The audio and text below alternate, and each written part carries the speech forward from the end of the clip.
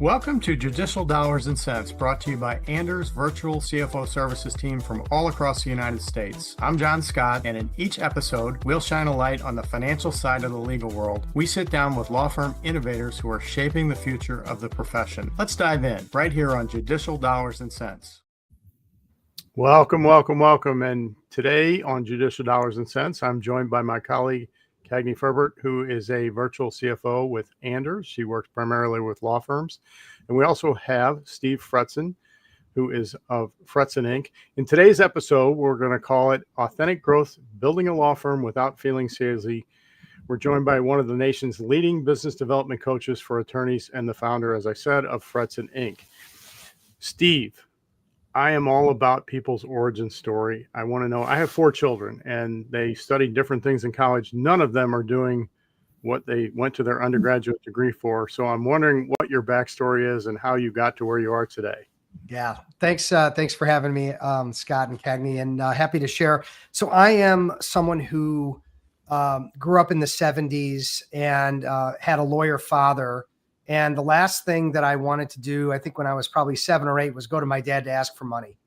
He has an issue with money, and giving money, unearned money to a kid, 7, 8, 10 years old was not his thing. So I realized very early on that I had to mow lawns and I had to do work and earn the money. And so eventually it was to the point where I was just like, I'm just always going to work. So I basically worked from the young age up, and ended up in sales and kind of moving up the food chain of sales. And I ended up in franchising, which is a really interesting business. And I was helping put people into franchises. And what I loved about it was it kind of took me from being a sales guy to really being a business guy. Things that you guys do all the time, I was getting brought into. So I'm not only helping someone find a business, but get into it. And then also, helping them be successful in business, marketing, sales, look at their numbers, help them hire, help them fire, advertise, whatever it was. I was sort of leading 50 different franchisees down a path. And so I then knew that I was going to be an entrepreneur. It just was a matter of what. Hired a coach to help me sell more franchises. I did better than I ever thought or imagined I could. And then I eventually said to this guy, I said, Keith, I said, how do I do what you do? And he says, well, you pay me even more money than you've already paid me, and I'll show you. I said, okay, I guess I'm doing that. So I did that. And I learned a lot from Keith, and eventually ended up opening up my own sales consultancy. But I had a spin, and this is what you mentioned earlier, Scott. I hated sales. I hated being sold to. And I think most lawyers would agree, and just about anybody, that's no fun to be sold. So I really wanted to, if I was going to start my own coaching business, I wanted to have a spin, which I called, and it's the title of my first book, Sales-Free Selling. So how do we grow business without ever feeling icky or salesy, or just, again, wasting too much time on people and doing activities that are not fruitful. So that all happened. I worked in over 50 industries around the country, primarily in Chicago, though. And then 2008 recession hits. All of these great clients that I had helped double, triple, quadruple their books of business and their businesses started referring lawyers to me. And I'm like, oh, okay, like my dad. But no, not like my dad. My dad never needed business because he was always doing business development. He just didn't know he was doing it. He was in the courtroom building relationships. He was joining boards. Everyone knew my dad was the smartest guy in the room. And if you wanted a great lawyer, you're going to hire Larry the lawyer. So that's how he played. So I never really thought lawyers needed this. Then it turns out they don't learn anything about business development in law school or at the law firm level. And they also really appreciated a sales-free approach, and it absolutely mirrored and matched and meshed. And the next thing you know, 85% of my business is lawyers and law firms. And I was telling them they got to specialize, but I hadn't pulled the trigger myself, and I felt like a hypocrite. So I said, you know what? I'll change it from, get this, Sales Results Inc., which is as like business focused as anything, to just my name, Fretzin Inc. And now it's actually Be That Lawyer is the name of the company. So it's come a long way, but the experience over 17 years working exclusively with lawyers has been the most amazing experience of my life. I know the smartest, nicest, best people in the world, and I wouldn't trade it for anything. I love the work ethic that your father instilled in you and said, hey, you want something, you got to go get it. You got to work at it. And also the approach to sales, not being salesy. The most successful life insurance person I know, when I talk to him, I'm like, oh my God, I could not do what you do, calling on people. He goes, I don't sell anybody anything. I help them find a product that they may or may not need. And if they don't need it, we move on, because he's not selling, he's helping people. And I think that's what you teach people to do. There isn't a lawyer who's met me, especially a prospective client of mine, where the meeting didn't end with either us working together or me being a resource to refer them to you guys or to a marketing agency or to 10 other coaches that I know. It's always about the fit. And if people stop thinking about selling or trying to put a round peg in a square hole or whatever it might be, and just think about, is this a fit? Are they the fit for me and am I a fit for them? Let's move forward together. If so, that changes the whole like feeling in your gut about what sales really is. Right. And I don't care if you buy. Am I a good fit with you, or are you a good fit with me? And if not, let's move on and talk to the next person. Yeah. So tell me about the best client for you from a personality type. I mean, who typically reaches out? Is it an individual attorney, a firm? How does that work? Yeah. Well, that's the interesting thing. I stopped working with law firms about 6 years ago, and I really only focus on individual attorneys. Now, that might be a managing partner of a firm. I run rainmaker roundtables where I put them in a room together, and they're all high functioning business developing rainmakers, and let them, help each other. And I facilitate, I bring in experts. I feel like I had you there once, John, as well. You did. We talked about partner comp, I believe. Yeah. So like, I'm just, how do I add value for these people who already get it? And many of them are already past clients of mine, but my main function is working with highly motivated and ambitious individual attorneys, solo, big firm, personal injury to M&A, doesn't matter. It all comes down to, are they willing to put in the time, effort, and the investment in themselves? And they're motivated to want to go back to school and learn the skills never taught in law school, and work with a coach and partner with me to achieve greatness, double, triple their book, have their best year every single year. And if somebody isn't ready for that or interested or willing to go through what I'm kind of put them through, then again, I know a ton of other great people that I can introduce them to, but it really is about individually motivated attorneys across the board. And I'm in like 6 countries too. It's not just the US. Oh, wow. I mean, I'm in Brazil and Israel and Saudi Arabia. It's fascinating to work with an international clientele as well as a U.S. clientele. You're so right. They didn't learn it in undergrad or in law school how to develop business or be a marketer. They didn't learn accounting or finance either. There's a few that understand it. Yeah. But these are things that you need to lean on consultants in the outside world to help you do, so that you can grow and expand and scale. Yeah. So how do you develop a program for an individual attorney? Is it based on their personality? Do you do a SWOT analysis, or take us through that process? Yeah, I mean, I do eventually do a DISC assessment, and I do a SWOT analysis with them. But the SWOT is really about helping them plan of how they're going to go about and approach business development and personal branding. I really don't. I mean, look, if someone's a bad person, if someone's got a massive ego, if someone is, just not my kind of person, they're not someone I like, that's really the factor of us not working together. Really, I work with introverts, extroverts. I work with all kinds of interesting different people.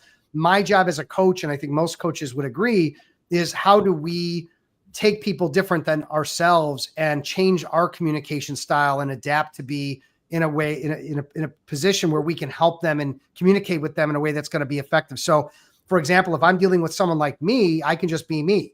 If I'm dealing with someone who's highly introverted, well, I probably need to give things out in more detail. I probably need to make less eye contact. I'm certainly not going to hug them and touch them unless we know each other real well. So there's things that we need to adapt to be effective as coaches. And this goes across, I teach this as a business development skill as well. I think in developing relationships, we have to know ourselves and then know others, right?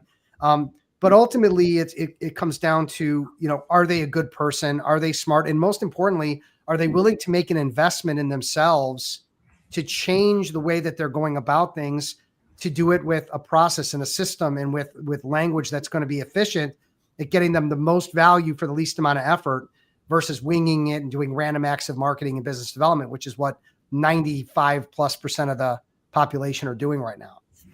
I love that approach. And Cagney, you and I were at a firm meeting the other day, and we had a guest speaker who came in I forget the guy's name, but he was a fantastic speaker, and he talked about the differences in generations and personality types and the misconceptions that we generalize about the different generations. And then he went a step further, and he talked about how to effectively communicate with those other generations. And I think that's the same thing you're doing here with the different personality types. Yeah. Do you remember his name? I bought his book. I don't remember his name. But I will say, Steve, one thing I find interesting what you said there is that you're not really servicing firms, right? You're just managing partners or individual attorneys. But I would think that they're taking what they're learning from you and taking it back to their firm and probably setting that tone at the top and trickling it down. So it really is probably having a full impact on their entire firm, not just at their personal level. Yeah. And it puts me out of business to some degree, because I'm teaching managing partners to do my job. And then they fall in love with it like I did. And then they're not sending their people to me. And I'm fine with it. Trust me, there's so many attorneys that need help, that there's that mindset of abundance. I get such a kick to hear one of my clients is coaching and doing workshops for 250 associates at his firm. Another one of my managing partners has 25 lawyers under him, and he's taken over the BD coaching and helping his team. And I couldn't be more thrilled about that. Ultimately, that would be a great outcome. The reality, though, is most of the attorneys I work with are a senior associates looking to make partners make equity partners who are 2 million and they should be at 5 and 10 million. They just don't know why. And as the saying goes, it's hard to read the label from inside the bottle. And so having someone like you sit down with a law firm owner and audit what they're doing and where their gaps are and what they're not able to see that your professional brains can see. And I do that on the business development. And I actually had a managing partner this morning that I met with and talked him out of doing a program for his whole team. It would have cost him $100,000 and the results would have been crap. Okay. Because only 1 out of 10 of his attorneys would be motivated to do anything different. Right. Mm-hmm. So I said, why don't we do this? Why don't we do 3 1-hour, 75-minute sessions to give them the basics, help them write plans, infomercials, get ready to basically, 101 this thing.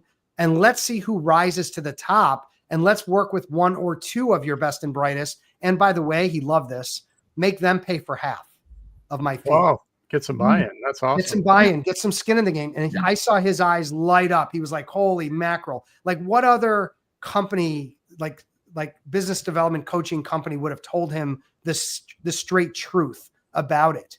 Because they would have been out $100,000 fee instead of doing what's right for him and what's going to actually get him results to grow his law practice, his law firm. That's fantastic. And you're doing the right thing. And the importance of that, he now sees you as a partner. And I don't see you working yourself out of any sort of business. You're creating raving fans that are going to drive other attorneys and prospects to you. Yeah. So how important is being authentic in today's legal world? That's a fantastic question, Scott. I mean, it's real, or John Scott, sorry. It's really a critical thing. So I'm of the mindset that business development is one half of the picture. The other half of the picture is personal branding.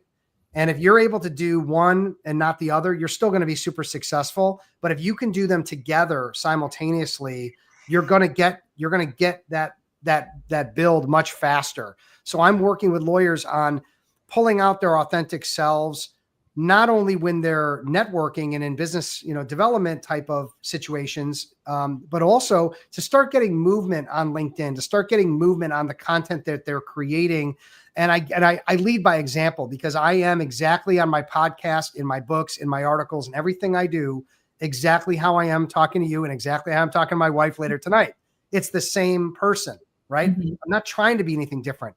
What I want people to know is that my authentic self is someone you might enjoy working with. We're going to have fun. We're going to learn. We're going to grow. We're going to partner. So how do I do that? So I have an article I write about going fishing with my father-in-law, who's a fisherman savant. I mean, this guy, he can just feel on the line and know exactly what kind of fish it is. It's crazy. Wow. Like how good he is. Okay. And I learned from him for 20 years. And so the article I wrote was, we're driving out on the boat, and I just started thinking about how the things that he's teaching me about fishing really relates to business development, right? So where we go, we're going where the fish are. We go where the reefs are on the lake. the lure, the color of the lure, the type of lure, the kind of bait that we're using is relevant to the type of species and what they're biting on that particular day. And sometimes you got to change it up. Well, that's all business development, right? Mhm. So when I write an article like that and I publish it, people are really getting a flavor for me as a person, as a human, and as an expert in my space. And it's something very relatable. Now, if they don't like fishing, they can still enjoy it. But then I'll write one on golf, and then I'll write one on Seinfeld, and then I'll write one on whatever it is that's topical of the day. And I think people can see through fakeness, and they can see right into authenticity. So I'm really trying to be as transparent as I can, in addition to putting my best foot forward. Like, if you don't, you got to also think about what's authentic, but also what is something really good about yourself that people would enjoy hearing about, and then how does it relate to how you're adding value for them? So there's a couple moving parts there. I love you're relating that to fishing and changing the color of the lure. You know, in the accounting and finance world, we're paying attention to data, not to be historical, but so that we can forecast. And we're paying attention to those data points to see if we're on the right track to hit those goals. And if we're not, do we need to change the lure, change the lure color, change the type of line we're using, the speed of retrieval, and all those things will affect our outcome, just like in your fishing story. Yeah.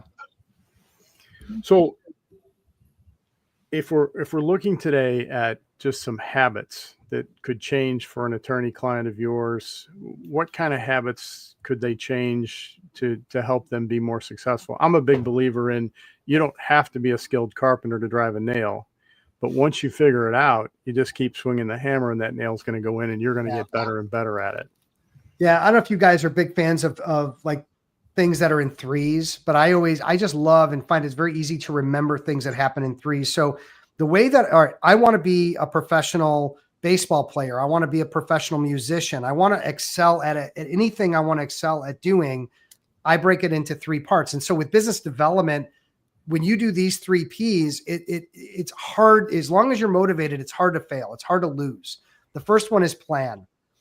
Smart people plan ahead. If I'm gonna make a seafood gumbo, well, I think I'm going to plan ahead and go to the grocery. And I think I'm going to have a list of ingredients and know that I have the right amounts. It's just smart. So lawyers that work with me, we write a plan together that we agree is where the low-hanging fruit is, how they should spend their time, what they enjoy. If they hate networking and going to big events, all right, then let's work through what you do have and what you do enjoy and what you're actually going to execute on. And let's write a plan around that. And let's have a tracking system, which you guys can appreciate. What isn't measured isn't managed. And so I'm continually looking at my clients' numbers and their stats and their data to see how they're progressing, which will come back in a minute. The second P is process. I'm going to go into court, and I'm a lawyer now. Okay. And I've seen my cousin Vinny in a couple episodes of Law and Order. So I'm going to go try a big case. Perry Mason. Got to watch Perry Mason. And Perry Mason. All right. So now I'm ready to go. No, I'm going to get destroyed in court, right? Because I haven't learned the procedures and the processes and the systems that other lawyers that go through law school and that have, mentors that work with them on that learn. So every lawyer I work with has sales-free selling systems for everything, networking, meeting with a new prospective client, how to get referrals without being salesy. You name it, how to leverage LinkedIn. Everything is covered. So they have a system that they can go step 1, step 2, step 3, systems and language. That's the process. The third P is performance improvement. There's a saying, practice makes perfect, and it's absolutely wrong. Swinging away. All right. I go to the golf course. I swing away at 100 balls. Some go this way, some go that way. How am I going to play on the course? Well, some are going to go this way and some are going to go that way. So what can I do to improve my performance? Well, a golf pro taught me for slicing, there's 3 things to look at. Is your head down? Is your body open? And, one other thing. So I forgot. That's why I don't play golf very often. So the idea is that when a lawyer is utilizing my sales-free selling processes and they're out in the field doing it, we debrief what happened together on a form and together. And we say, all right, everything looks good except for this one piece where you missed a question that would have changed everything. Never miss that question again. The next meeting they go on, they ask that question, they get the information, and everything is smoother. So how do we get better and better and better? And that's what makes a great athlete, musician, chef, you name it. And business development is no different. So planning, process, performance improvement. It's not rocket science. I would say those are very simple. They're simple in concept. So I love that that's something that anybody can apply to. And to your point, anything in life, but definitely in that business development field. I liked also that you said you kind of tailor it a little bit to the personality of the person too. Yeah. I think there's a level of pushing people outside of their comfort zone versus let's play into your strengths too. And let's kind of look at both sides of that coin. So Yeah. I think that's awesome as well. Do you find that pretty easy, or do you tend to push people kind of out of that comfort zone more often than not? I think it's my job to push them out of their comfort zone as long as we keep it sales free. As long as I'm not telling them to do something I wouldn't do or something that I felt wasn't ethical, or that, again, jamming that square peg in a round hole or whatever it might be. But yeah, I mean, look, I've got personal injury attorneys. Is their approach to business development as a B2C capacity different than people that are selling to and working with GCs and CEOs of major corporations? Yeah. Mm-hmm. The tenets are the same, but how they have to work within the system to come up with their best way of running it, that's something we work through together. And everybody's got a little different way of taking a system and making it their own. I think that's where, like, I have a training component where they all go through classes together to learn this stuff. But then there's a one-on-one component, and that's where we can start to really tweak and rework language and rework systems so that everybody's getting out of it what they need in their own little space and their own personality type. Yeah, that's great. The networking events that are the big cocktail hour and hundreds of people in the room, that's just not me. I could take my wife and she would work the room, and I would be off in the corner trying to find somebody I knew. And at the end of the evening, we would go home together, and she'd say, "Oh, that was great." And I'd say, "Oh, it was horrible." It's just not me. I'd rather be in a smaller group, one-on-one or one-on-two or three, and just have meaningful conversations. But competing with hundreds of people to say something, that's just not me. Could you take us through some success stories, maybe something that you didn't think would work and was wildly successful on the attorney side, or just a client success story or two? Absolutely. Yeah. So it's one of the most fun things that I do in my day-to-day is work with lawyers who are already highly successful, not only great practitioners, but have actually built up a significant book of business, $750 million. And we identify their gaps, as I mentioned. So they already have their approaches of how they're doing it. And they don't realize that just, like with some twists and some tweaks and some new things that they can go and try, that they can see great success very quickly and very easily. And I'm going to give you an example. So one of my guys is Neil. He's in employment. And so, like, one of the struggles is that he was building great client relationships, and he actually became friends with a lot of his clients, but he kind of felt like he was in the friend zone where he just wasn't comfortable asking for things. And so I said, what if we just came up with an approach where it made things, not salesy, but even like where they would like jump at the ready to help you. He'd be like, yeah, I'm open to that, because he just wasn't getting the number of referrals in that he should have been getting based on the level of relationship and success he was having with them. So I just gave him like a little bit of tip. This is stupid. It's called okay, not okay. I'm not feeling well. My wife says, "Oh, honey, you're not feeling well. You want some aspirin?" Very simple, right? Not complicated at all.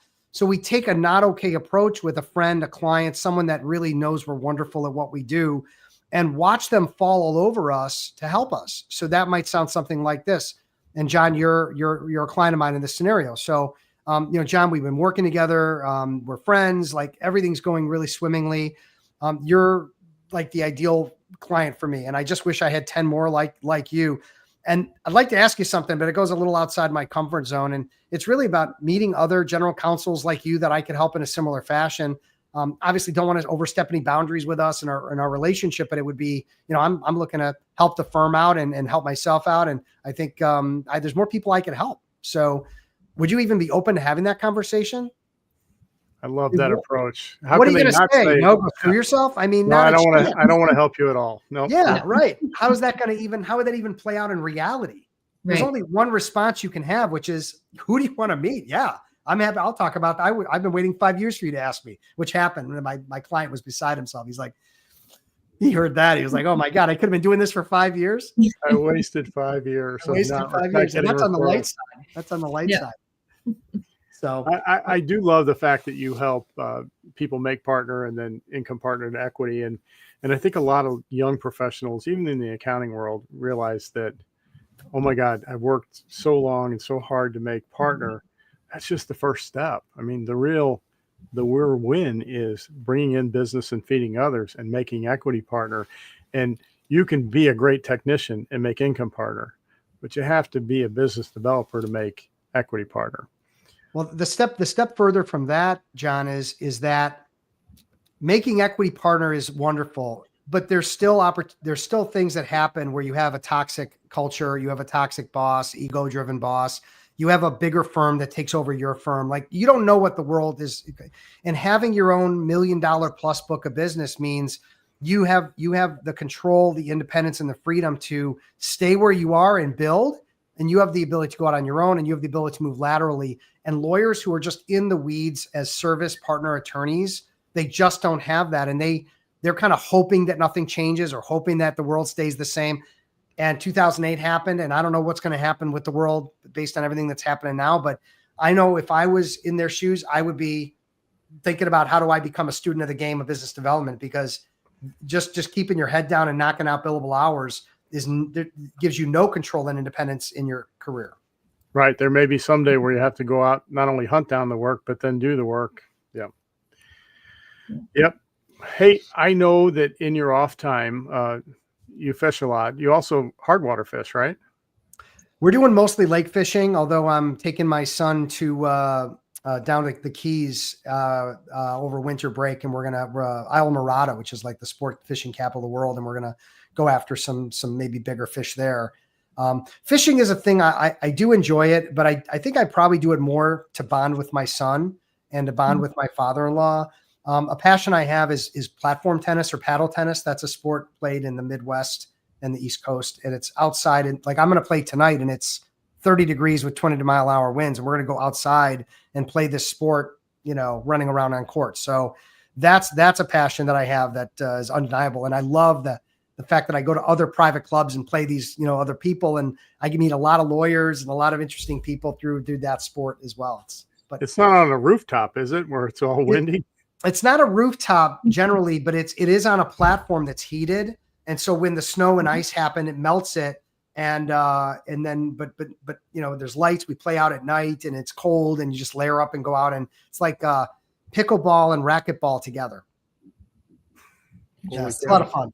Well, be sure and stretch. I don't want you tearing anything. Yeah, no. So I do have some final questions for you regarding Chicago, and they're going to be rapid fire. So Cubs or White Sox? If I had to pick one, Cubs. Okay, so a North Sider. And then condiment on a hot dog? I would say Jardinera. Oh. I like a spicy hot dog. All right, let's narrow it down, though. Ketchup? No. I would do ketchup and mustard together. I'm also like, I'll pull out a fork and knife and eat a pizza. Like, I'm not playing games. The way I want it's the way I want it. And you like. Yeah. Yeah, it's what I like. What tastes best to me. I'm going to put sausage, mushroom, onion on a pizza. Some people would say you're ruining the pizza. Well, no, I'm not. But no pineapple, right? Yeah, I would try pineapple. It's a little sweet and a little salty. I don't know. Maybe not regularly. Well, I have 2 children in Chicago, so I do get up there primarily in the summer, and they love Chicago. I hope they don't stay there forever, but it is a great place for a young person and to raise a family, as you've done as well. Yeah. Steve, this has been a great discussion. It's always great talking to you. Thank you for sharing your practical wisdom about how attorneys can grow their firms authentically and in a way that feels good for them. You've given our listeners much to think about. If they want to engage with you, how can they get a hold of you? I know you're very active on LinkedIn, Instagram, but how can they reach out to you? Easiest way is just to go through my website, which is fretzin.com or bethatlawyer.com. And through there, you can find my, contact form, and you can reach me very easily through that website. Well, thank you again for joining us, Cagney. Thanks for joining. And for the listeners out there, if you enjoyed this conversation, please take a moment to like, subscribe, and share our podcast. It helps us reach more law firm leaders. And until next time, thank you. Thank you. Thanks. Thanks for joining us on Judicial Dollars and Cents, presented by Anders Virtual CFO Services. If you found value in today's conversation, be sure to follow or subscribe wherever you get your podcast. To learn more about how Anders helps law firms strengthen their financial foundations and drive growth, visit anderscpa.com. Until next time, keep making smart decisions that make perfect sense.